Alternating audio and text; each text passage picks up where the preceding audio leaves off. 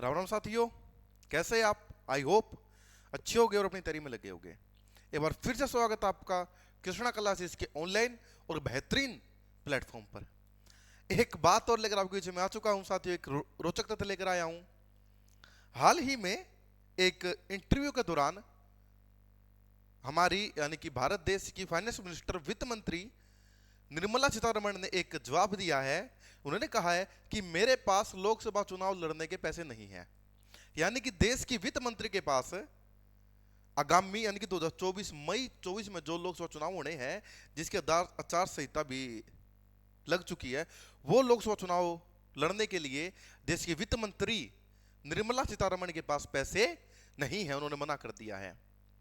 हालांकि उन्होंने इंटरव्यू में यह भी कहा है कि भाजपा के राष्ट्रीय अध्यक्ष जेपी नड्डा जी ने उनसे आंध्र प्रदेश और उड़ीसा से लोकसभा चुनाव लड़ने का आग्रह किया था, लेकिन उन्होंने जेपी नड्डा जी को यह कहकर मना कर दिया है कि उनके पास लोकसभा चुनाव लड़ने के पैसे नहीं है। साथियों देखिए, थोड़ा फैक्ट में चलते कि कितना पैसा लगता है लोकसभा चुनाव लड़ने के लिए और क्या वाकई निर्मला सीतारमण जी के पास पैसे नहीं है।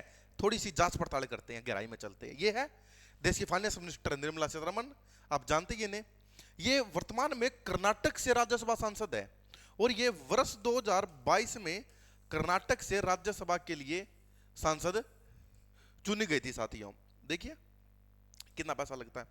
अगर हम बात करूं पैसे की, तो लोकसभा का चुनाव लड़ने के लिए चुनाव आयोग ने कह रखा है कि आप अधिकतम 95 लाख रुपए खर्च कर सकते, इससे ज्यादा आप खर्च नहीं कर सकते। ये लिमिट जो है ये चुनाव आयोग ने डिसाइड कर रखी है। केंद्रीय चुनाव आयोग जो अपना, उसने इस चुनाव का वर्णन आर्टिकल 324 में है।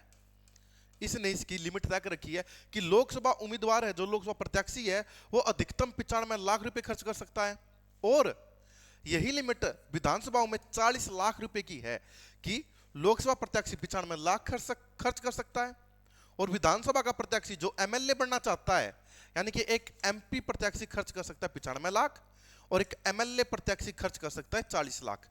इससे अधिक अगर वह खर्च करते हैं तो इसे आदर्श चुनाव संहिता का उल्लंघन माना जाएगा और उनका नामांकन भी रद्द किया जा सकता है, एफआईआर दर्ज की जा सकती है और उचित कार्रवाई जो भी चुनाव आयोग समझे कर सकता है। इससे अधिक खर्च नहीं किया जा सकता और इस खर्च की गई का ब्यौरा भी देना पड़ता है। और हमारी फाइनेंस मिनिस्टर के पास पैसा कितना है?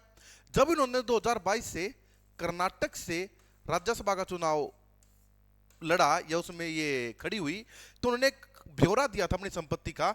वही ब्यौरा आपके सामने मैं लेकर आया हूं पढ़कर। वो ब्यौरा कहता है कि दो तरह की संपत्ति होती है, आपकी चल और अचल। फाइनेंस मिनिस्टर की चल संपत्ति 2022 में 63 लाख रुपए थी चल संपत्ति, और फाइनेंस मिनिस्टर की अचल संपत्ति 2022 में 1,87,00,000 रुपए थी।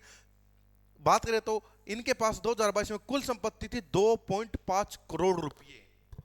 कुल संपत्ति कितनी है निर्मला सीतारमण के पास 2022 में थी? ये 2.5 करोड़ रुपए।